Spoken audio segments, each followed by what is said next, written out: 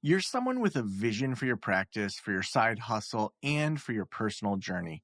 But when it comes to establishing your path on how to get to where you want to be with your practice, things get a little messy.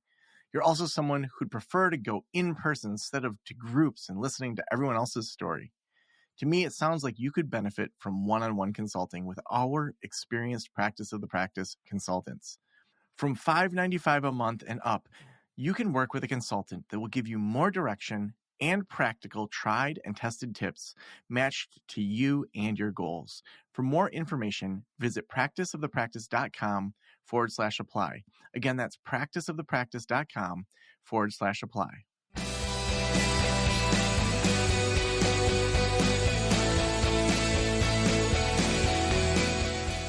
This is the Practice of the Practice podcast with Joe Sanok, session number 1319.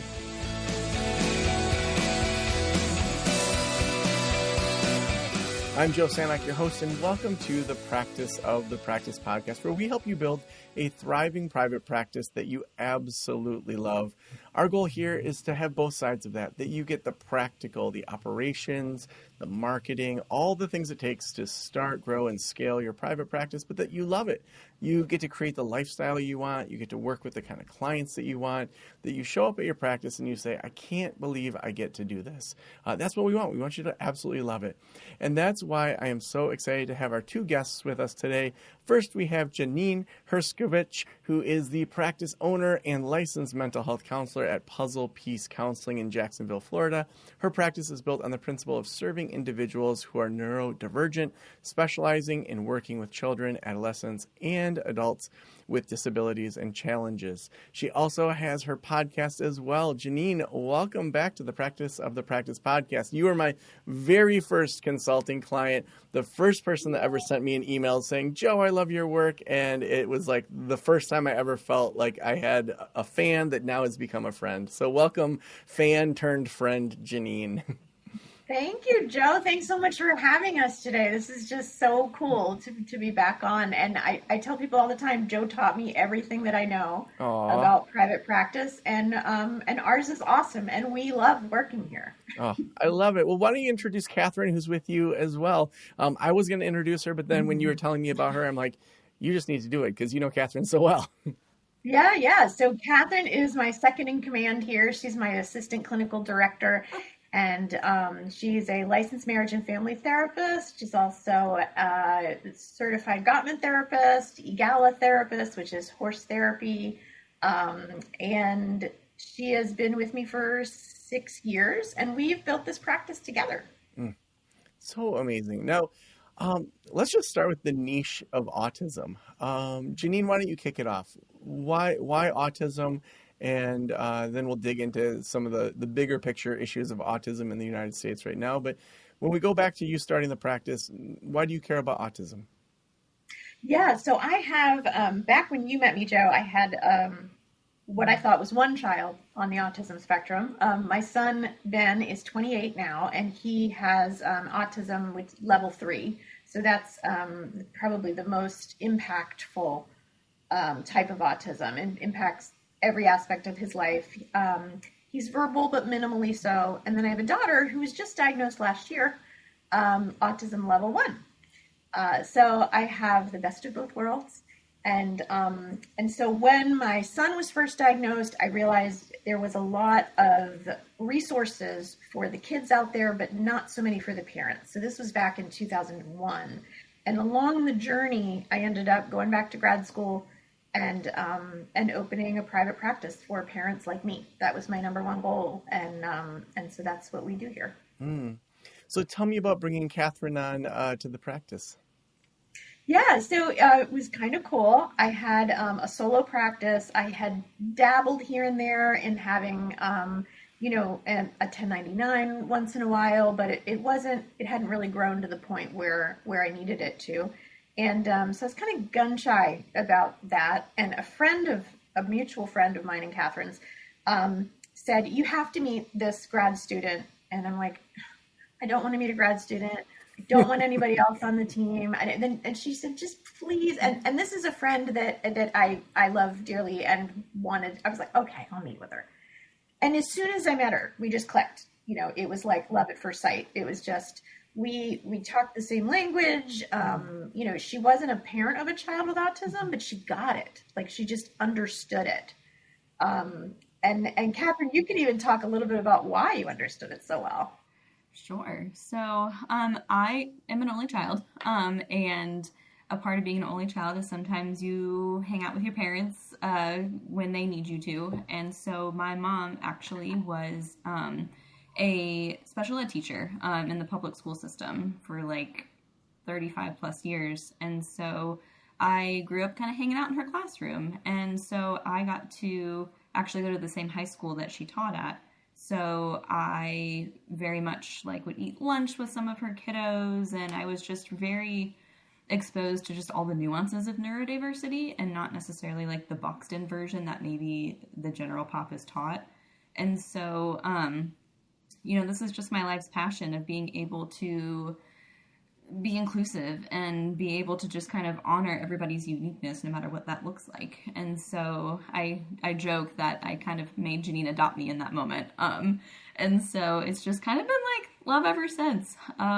We joke that I'm the Dwight to Janeen. And so I have my Dwight picture in my room, actually. If you're Dwight, which character is Janeen? Oh, I'm She vacillates. You are? I'm the boss. I don't act like it, but she does act like Dwight, though, I need to say. Anytime I need that logical perspective, she's just I'm very cut and dry, and I'm like, so perfect. Very. Well, tell me about the hiring, kind of when you have a specialization like that. Like, what has that looked like in regards to making sure team members are clinically aligned and have the expertise, while also realizing sometimes there's competitive job markets? Oh, what a great question. Kat, you want me to take that one? I guess you can chime in because you know what that's been like too. Yeah. I can chime in from the, what was helped me gravitate towards becoming full-time at Puzzle Piece, if you want me to. Yeah, that'd be great. Sure. So just to kind of have the different perspective. To build upon your clientele in private practice, you have to commit to the long game. And so it wasn't necessary, Janeen was very upfront with me saying, you know what, I only have a handful of clients I can give you at the beginning. I can make no promises about the growth. I was essentially her guinea pig in this regard. And so I really appreciated the transparency. And I really appreciated the support. The biggest component also was that she was always open to consultation. So within the niche of autism, it's a spectrum, right? No two clients are the same. And so it's really helpful and something we've adopted and kept going to have a very consultation-friendly practice. We're all in each other's offices, consulting, asking a question, asking for a different perspective, checking our countertransference consistently. And there's never any time that I have felt like a burden, and vice versa. So that was just a really inviting work culture for me. Oh, I love that. Thanks. Yeah. Now, Janeen, how did you think through growth? Because when you've been a solopreneur for a while and it's working for you, and then it's like, Katherine comes along and it's like, oh, maybe there's something here. How have you thought through the growth of the practice? And maybe share with people, when did you hire, how many people you had, just so they can kind of see how that growth looked. Yeah, so growth for us, for me as the practice owner, has been challenging just because I have a son at home that does have significant needs.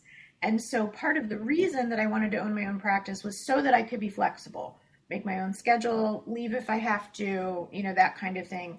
Once COVID hit, we went into COVID thinking, we don't know how this is, we don't know what's going to happen. We don't know how this is going to go, as a lot of private practice owners did.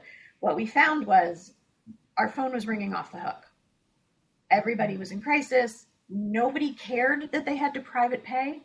We don't take insurance, which is a model that I love, by the way. And it grew so much, and I had an opportunity to bring somebody else on, that Katherine and I decided, you know what, let's move to a bigger space. And it was really because of Katherine. I'm not risk averse, but I'm kind of the kind of person where I'm like, it's comfy right now. Let's just, we could just be comfy, until where we were became uncomfy during COVID, because we shared an office with a doctor who did not believe in masks or vaccines or COVID for that matter, really, that didn't think it was a big deal. We thought that was dangerous. So, so we moved out at the end of the pandemic and moved into a bigger space with 5 offices. It was very, very scary for me. Very scary. I am glad that I did it. We've had a couple of interns come in and out. And what I've realized is that, and this is just, I think as a practice owner, you have to figure out what you enjoy doing. I don't enjoy teaching interns how to be therapists, so that's not going to be my jam. I'm fine with training someone in how to work with our population in the most neuroaffirming way possible. That's fabulous. But I didn't want to teach counselors how to counsel, if that makes sense. And it helps too whenever throughout the hiring process, finding clinicians that have intuition when it comes to neurodiversity. Neurodiversity scares a lot of clinicians that we have found out. And, this is the kind of field that you kind of have to have a feel for it. And you have to have that courage to sit in the space of, you know what, maybe I'm not the expert in this particular situation. How about you create the space to let the client lead. Mm-hmm. Yeah. Now, talking about challenges, what other challenges as you've grown the group practice have you encountered? I think it can be a challenge not taking insurance. I think the challenge that I ran into was believing that I'm worth the price that I'm charging, right? And once I worked through that, and I actually worked through that very thing on one of your retreats that I went on in California years ago, and worked with some coaches there where they helped me realize that I was worth what I was charging. And then I try to teach the ladies that work for me that they are worth what they are charging. And so it's very helpful to have me take care of the money part. So I have technically right now 3 clinicians, 1 that does groups for me and 2 that work in the office full time. And they don't have to worry about if somebody calls and cancels and there's a fee. We charge, I'm happy to say, because you're teaching people how to do this, charge your full rate if people no show. And if they late cancel. So ours is 24 hours. And, and of course, we're working with neurodiversity. We're working with people that are extremely forgetful. So we have reminders that are sent automatically. And if that's clinically significant, we will let it go maybe the first time, depending on the client, right? But that was all stuff that was the nuances of that is so tricky that you have to go through it. And, taking advice from Joe, for example, about charge your full rate. And then I'm like, your heart's going to be pounding out of your chest the first time you do it. Yeah. Right? Like as if you're like hurting someone. Whenever I do consulting with people in the practice academy, like so many folks are full. And they're like, I have a wait list or I'm referring out. And they're like proud of that. And I'll say, well, what's your rate? And they'll say, I'm at, $135. And I'll say, you need to, jump that by $50 or by $100. And the question I always follow up with is, did your stomach flip? Like, you get that nervous, like, oh, and it's like, if you don't get that, then I want you to get that. Because then when someone says yes, you're like, oh my gosh, I've been undercharging so much. And then when you are getting $195 a session instead of $135, it's like, oh my gosh, I was just leaving money on the table when I could have been charging more. I could have been doing more. I could have hired more people. Like there's just so many things that open up when you're able to get a fair rate for your time. 100%. And that's something that I learned from you as well, Joe, is to, if you're charging your full rate for 90% of your clients, then you have a window to work with. When you're making the money that you want to be making and someone calls and you give them the rate and they're like, oh my gosh, I can't afford that. I've said to people, you know what? I'm going to cut my rate in half for you for 6 months and see what you think. See if you like us. And, I'm willing to work with you. Or, so we do have sliding scales. However, I've learned along the way to decide how long you will have the sliding scale, for whom you will have the sliding scale, and which of your employees in the practice, how many they want. Yeah. In fact, as the practice owner, you might need to tell them that you're only going to be able to take 3 at a sliding scale. Mm-hmm. Here's how low I can have you go. That all of those things are really, really important, but you don't know that out the gate. You know as you go. Yeah, 100%.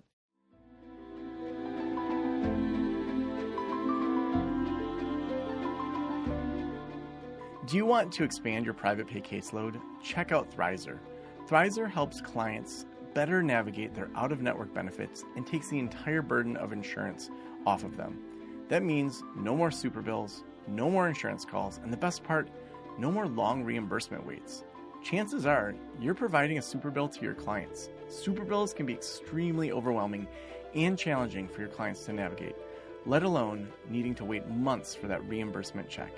Thrizer provides automatic claim submissions, manages claims end-to-end, and the best part, allows clients to just pay a copay for your session, while Thriver covers the rest of your rate up front and waits for the reimbursement on your client's behalf.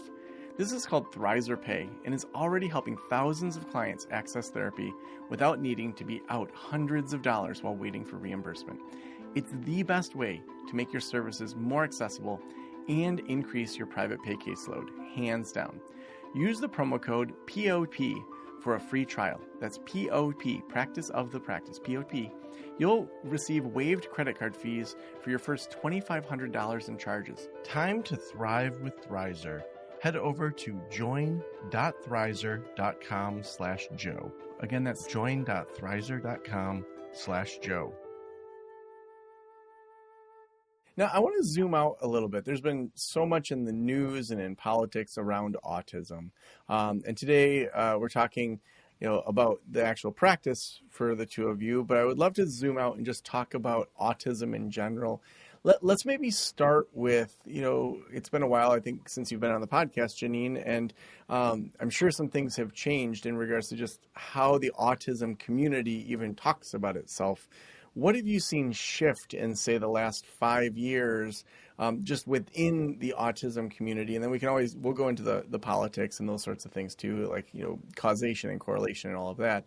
But what have you seen shift that maybe therapists that aren't in that specific specialty that they wouldn't know has shifted? Oh boy, I think almost everything has shifted.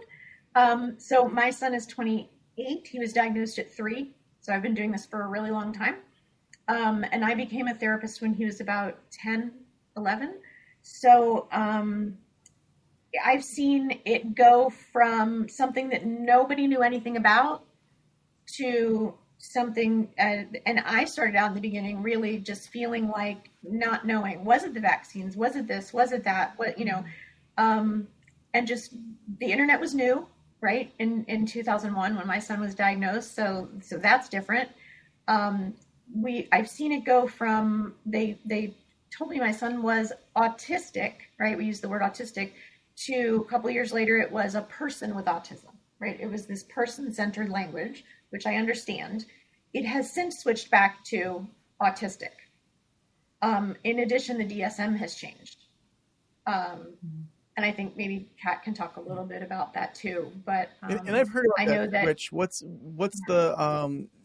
the community want in just going from the person with autism to autistic? Sure. I mean, even the identifying logo has changed. So really, within the autistic community, it's shifted from a puzzle piece to an infinity sign. Largely because those who have autism felt that logo meant that there were parts missing from them and that they didn't qualify as a whole human. And so they've actually shifted it to the infinity sign to really just kind of create more of a compassionate culture around a different neurotype. Because really, autism is an examination of a neurotype. It's a differently wired brain and a differently wired system. And so different, I guess over the last 5 years, different is trying not to be categorized as bad. It's just different. So we're trying to make it a more neutral language. Janeen, what has that done to your branding? So when I first came up with puzzle piece, which is PEACE, I did that because I wasn't crazy about the logo. I was like, it's cliche, everybody's got it. And then one day I thought, well, what if we spell it differently? Because I want families to be peaceful, right? I wanted my family to be peaceful, and it was so not. So it was always puzzle piece, P-E-A-C-E. And my logo, it has a part of a puzzle piece on it, but it also has a tree that's growing, which shows families and growth and, you know, all that great stuff that comes with trees. And I have had people question me about it, and I've had to kind of think about it and be able to explain why, because it can scare some people off. However, the parents in our community are the ones that are making the appointments, and they resonate with the puzzle piece, and they resonate with what we do in our branding. So it's worked. Yeah, that's interesting when things shift, and it's just like, oh, that means something different now. But all of our branding's tied to it, so. Yeah, I'm like, I'm not changing this now. Everybody knows us. Yeah, exactly. Yeah, you'd be starting from scratch in a lot of ways. Now, let's talk about causation of autism. We've heard a lot in the news recently. What's going on with discussions around causation and correlation of autism? Kat, you want to start? You want me to hop in? Yeah. You know, it's the question of what causes autism has gained such popularity and attention, but it's the wrong first question to ask because it stimulates cause chasing, which just distracts from the whole point. Autism really is very complex and multifactorial. There's so many different things that go into it. And the rise of diagnosis and the rise of attention is not from the fact that we are taking Tylenol or that you had COVID while you were pregnant. Like, there's no one answer. It's really just the rising diagnosis rates related to broader diagnostic criteria, increased awareness, better screening, more representation. And again, in 2013, the DSM shifted its narrative attached to the autistic diagnosis from, you know, one thing to actually like a whole sliding scale with different levels. Janeen, what would you add to that? I would add that I can understand the sides of this issue. I feel like our community, our autism community, just as far as the parents go, has been divided for a really long time into like different camps. Like, these are people that do ABA, and these are the people that hate ABA, and these are the ones that think that there's pathological demand avoidance, and then these are the people that think that that's BS. So there's always kind of been this rift, and my goal has always been to try to bring that together and say, like, we can bring all of these ideas to the table and talk about them. And I think the thing that really pissed me off about this administration, I mean, it was a really bad day. The day that HHS and the president came out and made all of these big sweeping announcements as if it was fact. And I just need everybody to know it's not fact. It's a correlation, right? So, and the general public doesn't really understand the difference between correlation and causation unless someone explains it to you. Well, wait, real quick. You mean explain it to us, just in case there's any therapists that want to help correct their clients or think more empirically about how they talk. Yes. So I'm going to send that over to Kat because she's the one that wrote a whole article about it. Okay. So I'm going to have her tell you the differences. Right. Bring it on, Kat. Sure. So here we go. You ready? No. So basically, correlation is the thing that a lot of sensational media is attaching itself to. For example, the rate of selling ice cream and shark attacks go up at the same time, so they must be correlated, right? Well, actually, like, it's just the summertime, so they're both rising for just different reasons. And so we're trying to slap on, like, oh, COVID vaccines or having COVID while you're pregnant escalates your rate of autism. No, there's actually no causation. And all of the research all of the empirically supported research, the ones that have the base that is needed, the validity and the reliability that's considered, it doesn't rule causation, right? So there is no ruling of causation outside of up to 80% of genetics can influence somebody's susceptibility to autism. And then there are all kinds of other complexities like exposure to heavy metals while you're pregnant, or being extremely premature when you're born, or motherhood, or mom having diabetes or obesity while pregnant. That can have some sort of influence to the complexities of genetics. But at the end of the day, there's correlation does not mean causation. Does that make sense? Did I do okay? No, I love the classic example of ice cream. It's always associated with something else in the summertime, but that's I think such a clear example that shark attacks and ice cream sales both go up, and that doesn't mean that they're related. I love that. That's a good reminder for folks.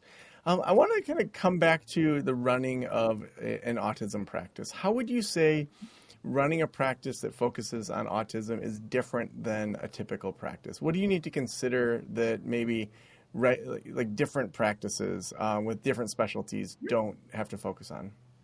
That's such a good question, Joe. And it's something that I don't think about that often because we just do it automatically. So, Katherine, let me know if I leave anything out. I probably will. The decor of the office, first of all, is crucial. It needs to be simplified. You can't have a lot going on. You can't have bright lights. You can't have fluorescent lights. No one should have fluorescent lights, by the way. If you have fluorescent lights in your office, get rid of it and just get lamps. So the lighting is important. We have fidgets everywhere. We have fidget baskets everywhere. And we don't just, we teach people how to use fidgets, like how to use fidgets or use slime or, Katherine is our resident, she integrates occupational therapy and sensory stuff because she used to work with an occupational therapist. So she can talk more about how she kind of integrates it into a session. But generally, when I meet with someone who is autistic, I will make sure that they know, here I am not going to require eye contact.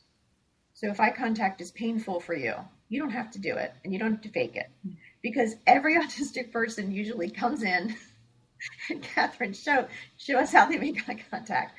They're like, it's like over the top eye contact. Like you can, because they practice at ease soldier. Yeah. So it's important for us to be like, look, you can be you here. It's totally fine. If you want to come in, with your hair messed up, or or with your own fidget, or with your own blanket, or whatever it is that makes you comfortable. We want this space to be a safe space for your needs. Yeah. And we also, in this practice too, we also recognize I'm rarely sitting in a chair and my clients are rarely sitting on the couch. So it's essentially like your ability to be able to pivot. Sometimes 5 minutes before the session starts, somebody's like, I actually need to do a virtual. And so being able to pivot in that way. Also, we let clients bring in their emotional support creatures. So in this office, we have had dogs, bearded dragons, leopard geckos, snakes, really anything that helps the client be able to be more authentic and open to the healing process. So awesome. There's so much I could ask, but my last question is, if every private practitioner in the world were listening right now, what would you want them to know? We'll start with Katherine and then end with Janeen. Gosh, that it's okay to create your own blueprint, and that at the end of the day, people really just crave authenticity. So nobody is really craving for the perfect therapist. They're just craving the real one. Awesome. Janeen, what about you? You took mine. No, I'm just kidding. Don't give up. That's what I would say. Don't give up. If you're in private practice, you're there for a reason. You've wanted to do this. Don't give up and ask for help when you need it. So awesome. If people want to follow you guys, where should we send them? You can go to our website, puzzlepiececounseling.com. You can spell it either way. I had to buy both domains. Yes. puzzlepiececounseling.com. My podcast is Autism Blueprint. And Katherine? Yeah. And I'm Kat the Counselor on Instagram. I also have katthecounselor.com. I write tidbits and tangents from both sides of the therapist. I like to write. And I also wrote a children's book. It's called The Tale of a Trio. It's about 3 dogs and a therapy dog and their path to friendship. Oh, love it. Well, thank you so much, both of you, for being on the show today. Thanks for having us, Joe. Thank you so much. It was a joy.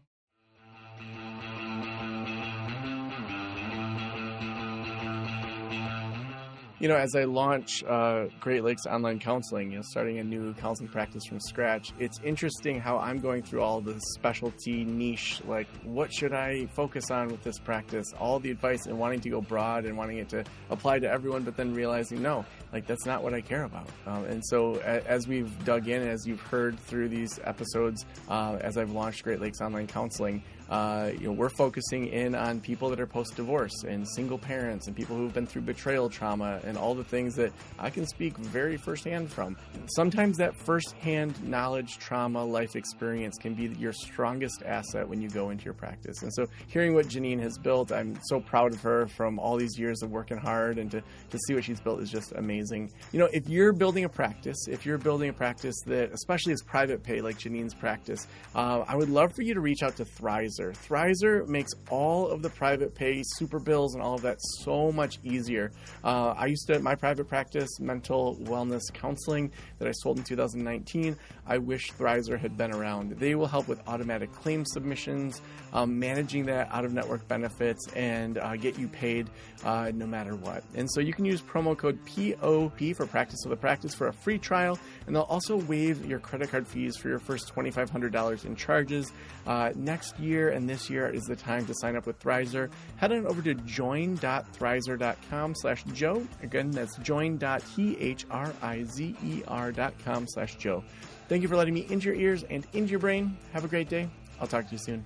Special thanks to the band Silence is Sexy for that intro music, and this podcast is designed to provide accurate and authoritative information in regard to the subject matter covered. It is given with the understanding that neither the host, the producers, the publishers, or guests are rendering legal, accounting, clinical, or other professional information. If you want a professional, you should find one.